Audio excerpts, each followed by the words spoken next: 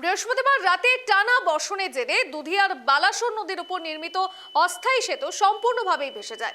এর ফলে শিলিগুড়ির মিরিকের সরাসরি শিলিগুড়ির সঙ্গে মিরিকের যে যোগাযোগ ব্যবস্থা ফের বিচ্ছিন্ন হয়ে পড়ে এবং পরবর্তীতেই গত বছরের অক্টোবরের মূল সেতুটি ভেঙে যাওয়ার পর যেখানে হিউম পাইপ দিয়ে অস্থায়ী বিকল্পটি তৈরি করা হয়েছিল, সোমবার পরিস্থিতি খতিয়ে দেখতে ঘটনাস্থল পরিদর্শন করেন পিডব্লিউডি ইঞ্জিনিয়ার এবং প্রশাসনিক আধিকারিকরা।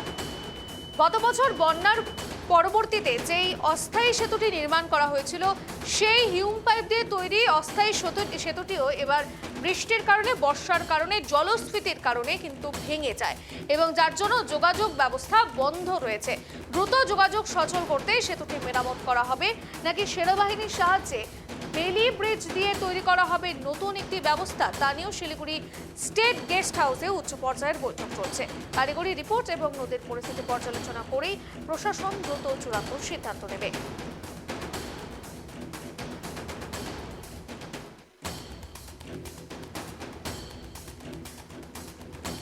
বন্যা পরিস্থিতি এবং দুর্যোগের পরবর্তীতে আমরা দেখেছি যে দুধিয়াতে যেখানে অস্থায়ী ব্রিজটি হিউম পাইপ দিয়ে অস্থায়ী ব্রিজটি যেখানে ভেঙে যায় তার পরবর্তীতে শিলিগুড়ি থেকে মিরিকের যাতায়াত ব্যবস্থা বন্ধ হয়ে পড়েছে। এ নিয়ে বিস্তারিত জানবো এই মুহূর্তে আমাদের সঙ্গে টেলিফোন লাইনে রয়েছেন আমাদের প্রতিনিধি অংশুমান। শিলিগুড়ি এবং মিরিকের যে সংযোগকারী যে রুটটি আপাতত বন্ধ রয়েছে দুধিয়ার অস্থায়ী সেতুটি ভেঙে যাওয়ার পরবর্তীতে, সেই নিয়ে কি এবার যে বৈঠক চলছে, বৈঠকে থেকে কি বার্তা উঠে আসছে, কি পদক্ষেপ নেওয়া যেতে পারে? দেখো, গত বৃহস্পতিবার গভীর রাত্রে প্রবল বৃষ্টির জন্য দুধিয়ার যে বালাসন নদী জলস্ফীতির জন্য অস্থায়ীভাবে হিউম পাইপ দিয়ে তৈরি করা যে ব্রিজটি, সেই ব্রিজটি কিন্তু সম্পূর্ণভাবে ভেঙে যায়, যার ফলে শিলিগুড়ির সঙ্গে মিরিকে সরাসরি যোগাযোগ সম্পূর্ণ বিচ্ছিন্ন হয়ে পড়ে। এবং তারপর থেকে কিন্তু রাজ্য সরকার চেষ্টা করে যাচ্ছিল যে কি করে এই ব্রিজটি দিয়ে তাড়াতাড়ি পুনরায় যানবাহন চলাচল স্থাপন করা যায়। এবং এই উদ্দেশ্যেই কিন্তু আজকে সকালবেলায় পিডব্লিউডি চিফ ইঞ্জিনিয়ার সহ একাধিক এই সরকারি পদস্থ অফিসাররা সেই দুধিয়া বৃষ্টির পরিদর্শনে যান এবং সেখানে সমস্ত বিষয়ে কিছু আলোচনা করে দেখেন।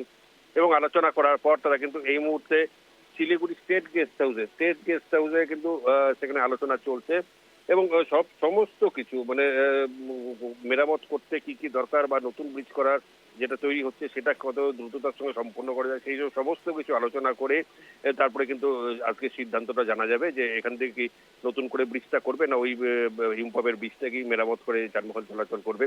তবে আমরা সূত্র মারফত জানতে পেরেছি ইতিমধ্যেই সেনাবাহিনীর সঙ্গে কথাবার্তা হয়েছে এবং সেনাবাহিনীর তরফ থেকে কিন্তু সবুজ সংকেত মিলেছে যাতে ওইখান থেকে দ্রুততার সঙ্গে একটি বেলি ব্রিজ করে দেওয়া যায়।